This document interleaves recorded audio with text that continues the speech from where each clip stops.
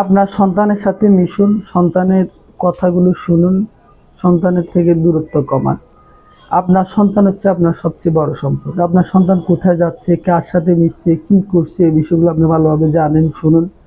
সন্তানদেরকে ভালো কাজে উৎসাহ দেন, খারাপ কাজে নিরুৎসাহ দেন, নিরুৎসাহিত করেন। আর আরেকটা বিষয় হচ্ছে, সন্তানদের সাথে মিথ্যা কথা বলা যাবে না।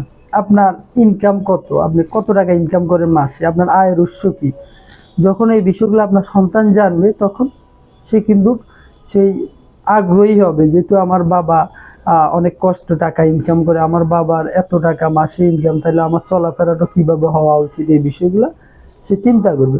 কিন্তু আমরা ঠিক উল্টাটা করি, আমরা আমাদের আয়ের উৎস আমাদের সন্তানদেরকে জানাই না। না জানানো কারণে যেটা হয়, দেখা যায় তাদের চাওয়া পাওয়ার শেষ থাকে না। তো এই বিষয়ে অবশ্যই আপনি আপনার সন্তানকে আপনার সঠিক তথ্যটা দিবেন, যে আপনি মাসে কত টাকা ইনকাম করেন।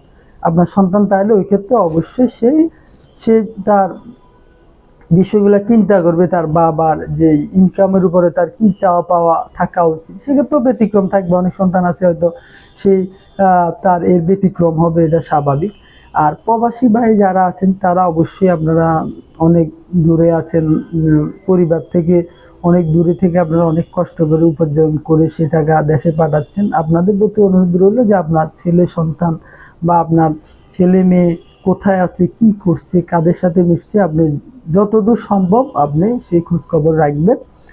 আর হচ্ছে, আমরা সন্তানদের সাথে আমরা মিশবো, আমরা সন্তানদের চাওয়া পাওয়াগুলো শুনবো, তাদের তাদের সাথে কোনো রাগ করা যাবে না। আমি যদি বলি, আমার মেয়ের বয়স হচ্ছে মাত্র 2 বছর, দেখা যায় ইউটিউবে একটা ভিডিও একটু আসতে দেরি হয়, কিন্তু সে দেখা যায় সে খুব মানে মন খারাপ হয়ে যায়, সেই কান্নাকাটি শুরু করে। তাহলে বুঝতে হবে কি, বর্তমান যে জেনারেশন, যে এখন যে জেনারেশন, তাদের ধৈর্য কম। তাহলে তাদের সাথে একবার খুব সুন্দরভাবে কথা বলতে হবে, তাদের সাথে রাগ করে বলা যাবে না, তাদেরকে যত সম্ভব বুঝিয়ে তাদের সাথে কথা বলা যায়, তাহলে অবশ্যই আপনার সন্তান সেক্ষেত্রে আপনার যে স্বপ্ন, আপনার যে চাওয়া, সে আশা ইনশাল্লাহ পূরণ করতে পারবে।